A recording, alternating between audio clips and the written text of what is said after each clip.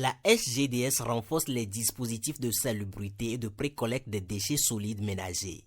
L'accès à certains quartiers sera désormais plus aisé grâce à ces nouveaux engins acquis auprès de la SONAMA par les PME pour desservir plus facilement les ménages. La SGDS est une structure partenaire de la SONAMA. Nous sommes en partenariat depuis un certain temps pour trouver des solutions d'accès aux zones difficiles pour les partenaires de la SGDS qui font la précollecte.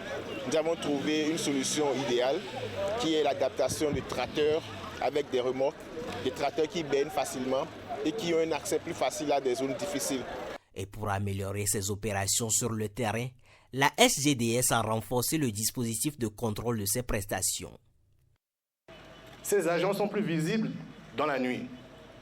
Nous avons renforcé le dispositif de sécurisation des chantiers de balayage avec des panneaux lumineux, plus de plots.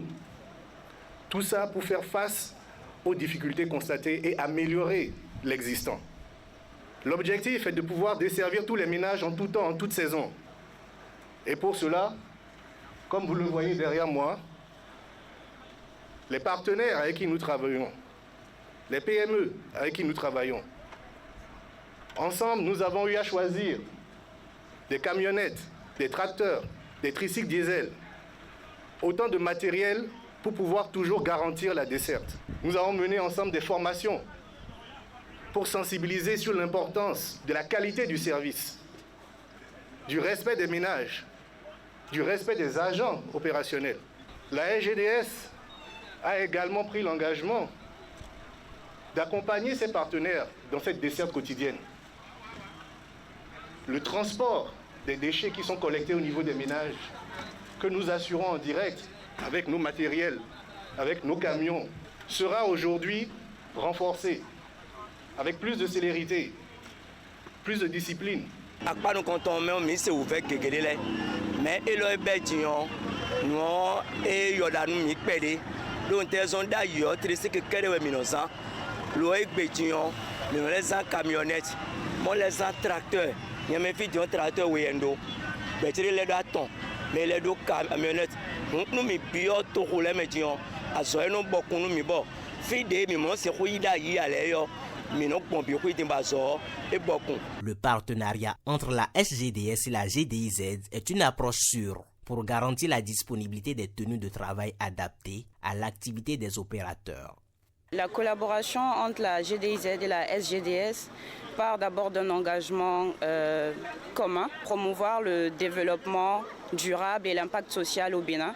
Et aujourd'hui, en produisant ces vêtements que portent aujourd'hui les opérateurs de la SGDS, nous participons en fait à mettre en valeur la main-d'œuvre locale et à promouvoir le Made in Bénin et surtout à participer au développement économique de notre pays. La perspective que nous avons pour cette collaboration, c'est vraiment de pouvoir réellement unir nos forces afin de voir ce projet du plan d'action gouvernemental se réaliser et vraiment promouvoir le consommation local.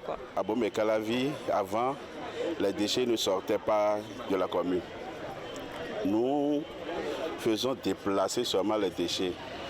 Mais depuis 2020, à l'avènement de la GDS, les déchets ont commencé effectivement par sortir de la commune. Donc ce qui est très intéressant et vous-même vous allez constater que de plus en plus la ville est plus propre avec la GDS. Ça peut s'améliorer. Pour continuer à améliorer le service, nous sommes déjà dans cette dynamique. Nous allons continuer le travail que nous avons commencé et l'améliorer. L'ambition de la SGDS est d'améliorer continuellement la qualité de ses services dans les villes où elle intervient. Elle met les bouchées doubles pour relever le pari.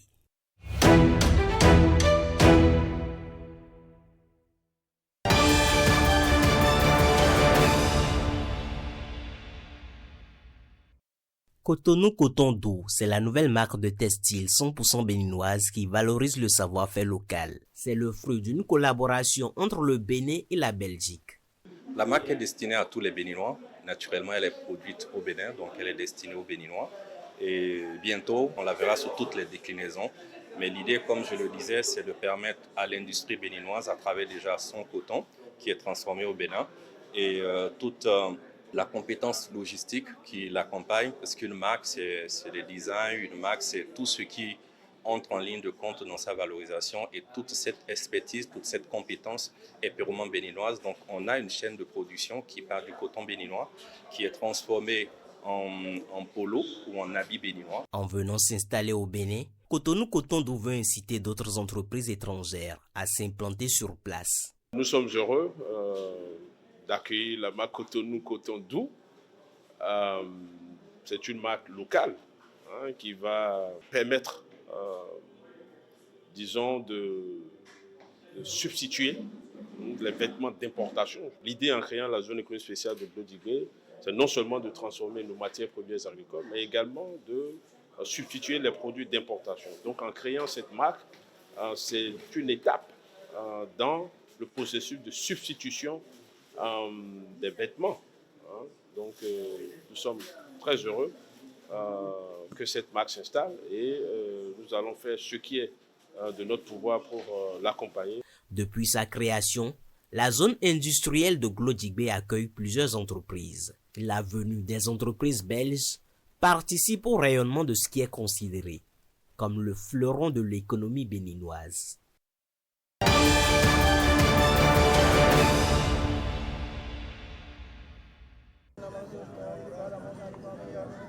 À Sokotendi, l'ouverture des travaux est précédée de la lecture du Saint-Coran, dirigée par les leaders religieux. Au menu de ces activités, une communication relative au militantisme et la place de la jeunesse au sein du Parti Bloc républicain. La différence entre l'adhérent qui paye les cotisations et le militant, lui, il est actif.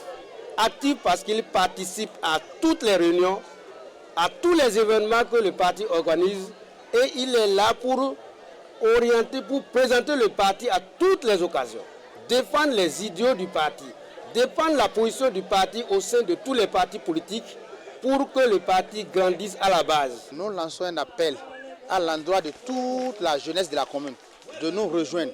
Tous ceux qui hésitaient et pensaient que la jeunesse que nous sommes au sein de ce parti, nous ne pouvons aboutir à rien. Non, la preuve est que même le gouvernement nous a fait confiance en nommant notre sœur Bioferou comme conseillère à la HAC. C'est un parti de la jeunesse et nous comptons vraiment sensibiliser toutes les femmes des associations de la commune. Être jeune, c'est avoir le privilège du temps et de l'espoir.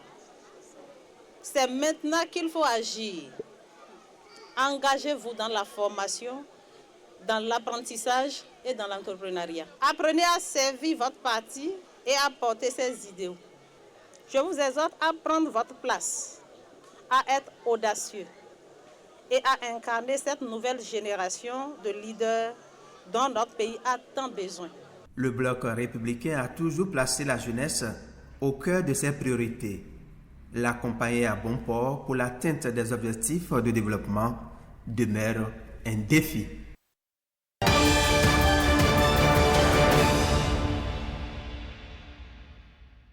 Voici le nouveau visage de la mosquée centrale de Zinvié, une mosquée entièrement rénovée qui apporte de meilleures commodités dignes d'un endroit de prière et de bénédiction.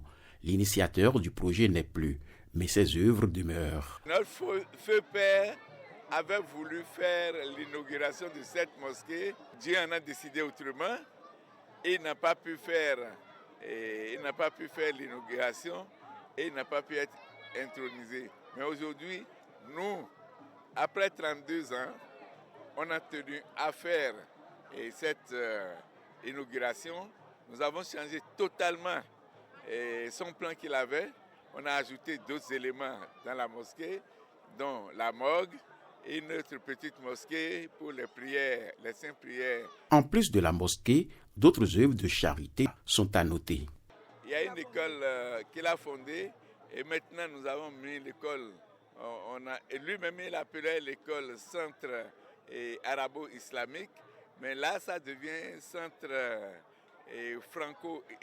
franco-arabo-islamique. Le nouvel imam de la mosquée centrale de Zinvié vient d'être intronisé et urbanisé. Aujourd'hui, c'est un événement que je ne m'y attendais pas. C'est un travail de Dieu. On s'adonne à ça et on fait face à ça sans même savoir que les gens sont en train de nous voir. Une responsabilité très grande que je prie mon Seigneur de m'aider à réussir cette responsabilité. Cette mosquée reste ainsi une fierté pour la communauté musulmane du Bénin et celle de Zinvié en particulier.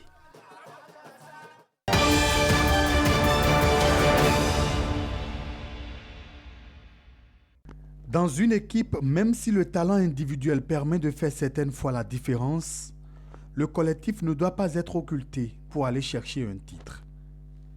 Les Guépards randonneurs et Amazones randonneuses ont bien compris cela à Abidjan. Ils sont champions d'Afrique de la rando par équipe de la compétition africaine de randonnée pédestre.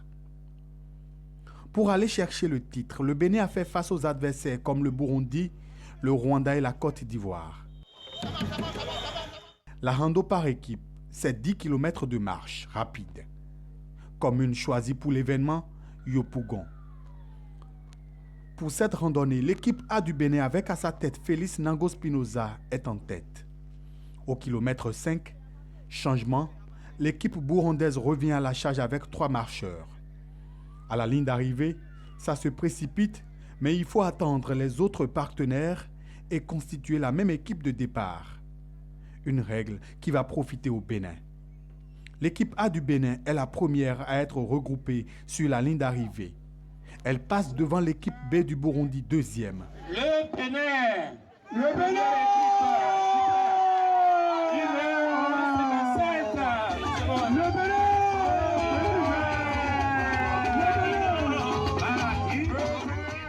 Les athlètes béninois vont s'illustrer avec le bronze également. Et l'équipe a gagné parce qu'on a su gérer notre stratégie. Et vous avez constaté que nous avons pris 2 trophées, 2 médailles et 2 trophées, or et bronze. C'est parce que nous avons envoyé 2 équipes et les 2 équipes ont gagné première place et 3e place. C'est le Bénin qui a gagné. Ils sont partis en tant que sportifs de santé. Nous remercions rapidement à notre fédération de sport pour tous qui a tout fait pour qu'il y ait beaucoup d'athlètes à Abidjan. La compétition africaine de randonnée se poursuit. Le 4 novembre prochain, place à la rando individuelle et le 6 novembre, la rando relais viendra boucler la boucle.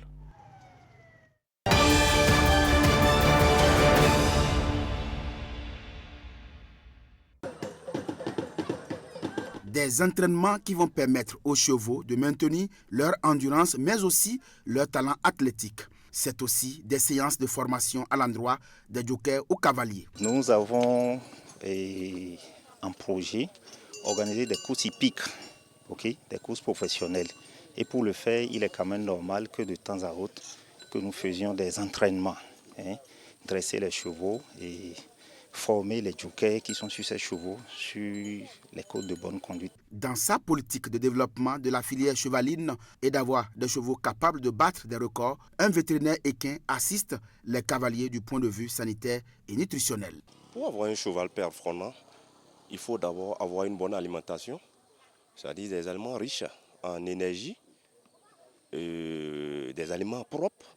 Il faut régulièrement laver son cheval. Outre cet aspect se trouve la préparation sportive du cheval avant toute compétition. Et cette préparation se fait sur le temps. La préparation individuelle, elle est normale puisque le cheval, en une semaine, s'il est bien nourri, il faut essayer de le réchauffer.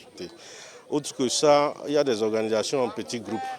Au niveau du quartier, vous qui êtes côte à côte, vous essayez de vous organiser pour mettre une compétition afin de mettre le cheval en forme et de comparer les performances.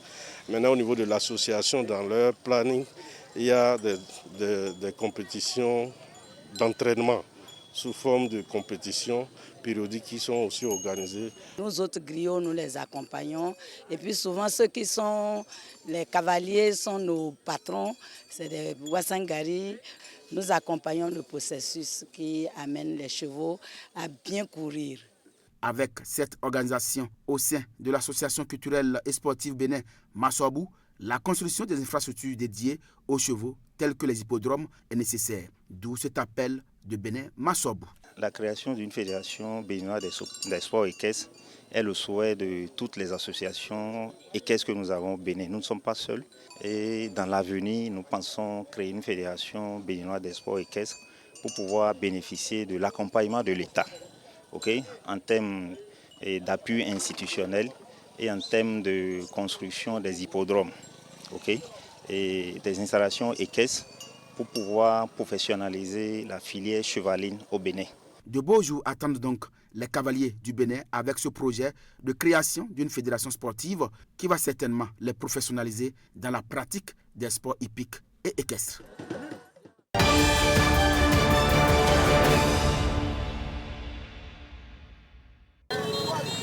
La course pour l'animation du marché local en 2025 a visiblement démarré. L'édition 2024 est rentrée dans les archives après un bilan encourageant au terme des 10 jours d'exposition.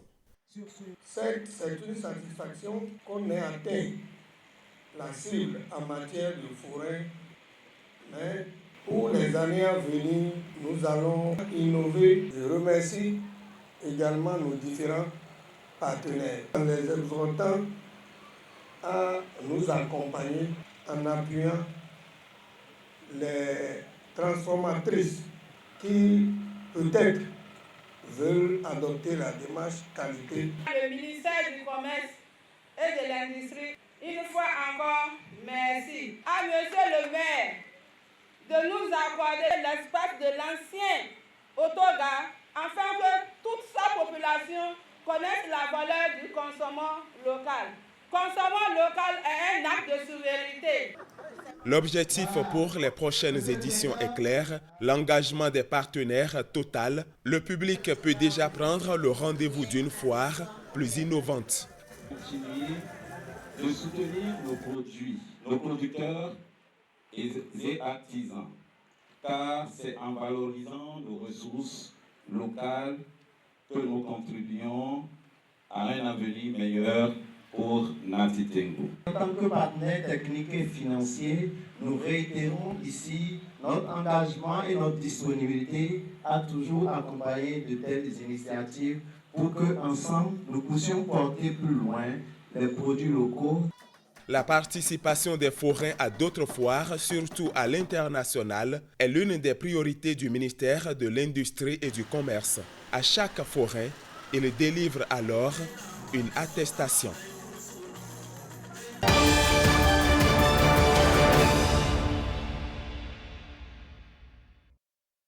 L'autonomisation de la jeunesse grâce aux mesures d'accompagnement du gouvernement. De jeunes entrepreneurs ou en devenir renforcent leurs capacités pour mieux servir leur communauté.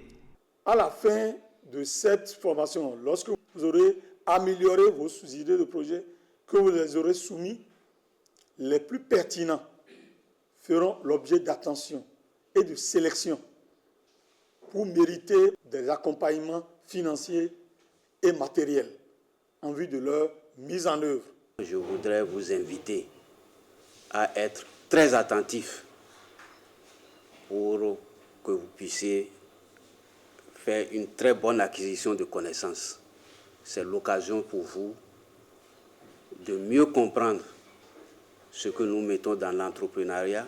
5 jours de travaux meublés de plusieurs communications sur des outils nécessaires à l'amélioration des projets soumis lors des appels à candidature. À la fin de ces bootcamps, nous espérons que ces 50 jeunes formés à Kandi ici soient assez outillés sur les questions de l'entrepreneuriat social et autres, afin de pouvoir asseoir leur entreprise. Ce sera une fierté pour ma commune parce qu'une fois chez moi, comme j'ai l'habitude de le faire, je vais essayer d'organiser des séances de sensibilisation. Je n'ai pas les bonnes méthodes pour me perfectionner dans mon domaine, donc j'aimerais acquérir de nouvelles connaissances, de nouveaux outils, histoire de faire prospérer mon activité en tant qu'entrepreneur. 4 bootcamps au total avec 1 millier de candidatures, dont l'étape de Kandi est la dernière de l'année 2024.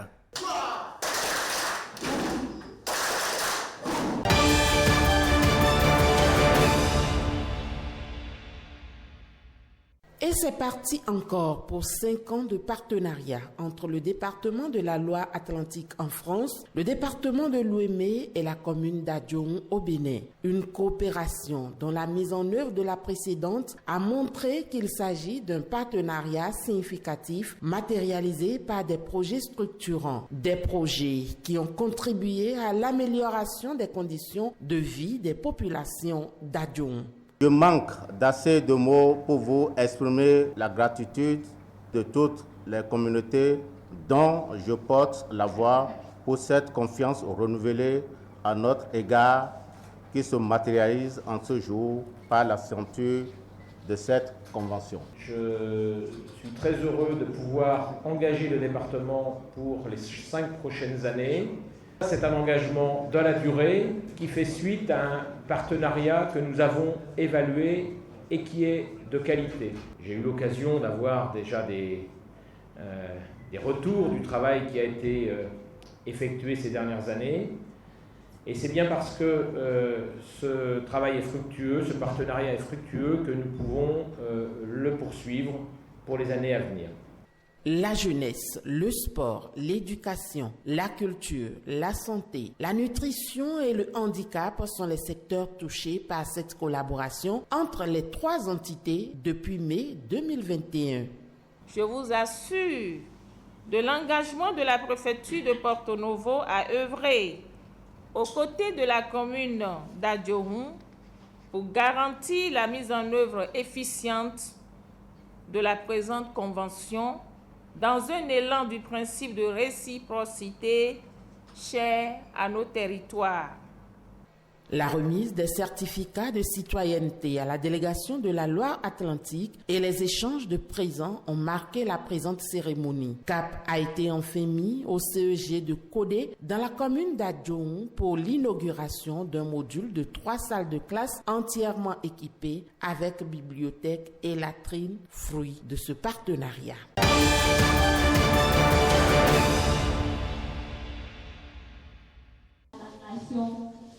Le cancer du sein fait des ravages et il est urgent d'agir. L'association Yara Obiridide mise sur la sensibilisation dès le plus jeune âge. Les élèves des collèges publics et privés de la commune de Savet sont désormais mieux informés sur le sujet. La sensibilisation pour éveiller votre esprit, pour que vous puissiez savoir ce que c'est. Le dépistage pour saisir l'opportunité de voir s'il y a déjà des situations cachées qui pourraient devenir une réalité, un problème de santé après. J'ai un sein qui me fait mal. Quand vous sentez une douleur, en même temps, vous devez aller vous faire voir par une personne spécialisée. C'est aussi de chercher les anomalies et les formations pathologiques qui peuvent intervenir dans votre organisme. On va vous faire un examen par la palpation et s'il y a quelque chose, il y aura des examens complémentaires et ça amène à faire un scanner qu'on appelle la mammographie. La mammographie est en effet un examen qui permet de détecter avec précision différents types de nodules pouvant apparaître dans le sein. Je vous exhorte, chers enfants, dès aujourd'hui, à ne pas négliger votre santé. Mon corps, c'est ma santé. Ma santé, c'est mon corps, c'est moi-même. Il y a ce qu'on appelle aussi le nodule du sein. Le nodule du sein. Si vous avez déjà un petit point, un petit nœud dans les seins, il faut déjà alerter les parents. Je vous encourage. Grâce à cette sensibilisation, ces jeunes filles sont désormais encouragées à pratiquer l'autopalpation 1 fois par mois à la maison. Pendant 5 jours, les élèves seront également dépistés au centre Amour et Vie, situé dans l'enceinte du Collège d'enseignement général 1 de Savet.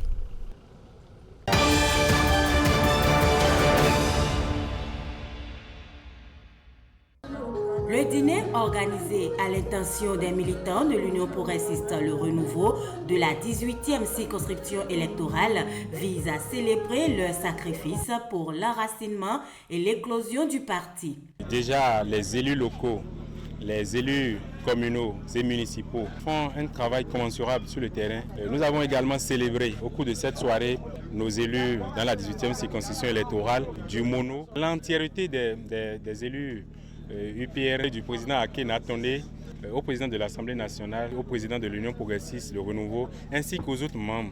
Dans une ambiance de convivialité, les questions liées à l'avenir du parti dans cette circonscription électorale sont également abordées. Chaque voix compte et c'est ensemble que nous pouvons faire entendre notre ambition. Mobilisons-nous pour faire de cette échéance un moment déterminant dans l'histoire de notre nation. Soyons fiers de contribuer à cette dynamique collective, car c'est notre avenir qui se dessine. Un clin d'œil particulier est fait à l'endroit des députés qui portent la voix du Mono au niveau de l'Assemblée nationale. Les honorables Gladys Tossou et Alice Dadeyon, deux braves leaders dont l'engagement indéfectible au service de notre nation est une source d'inspiration pour nous tous. Nous saluons l'honorable Maouyon Kako de Bopa, l'honorable Réginal Koumagbe Affidé de Grand Popo, l'honorable Dakwe Sossou, représentant de l'OCOSAM. Tous ces députés UPR du Mono, par leur travail acharné et leur sens aigu de la responsabilité, illustrent ce que signifie être représentant du peuple. Plus que jamais engagés, les militants de l'Union progressiste Le Renouveau de la 18e circonscription électorale entendent relever main dans les mains les défis à venir.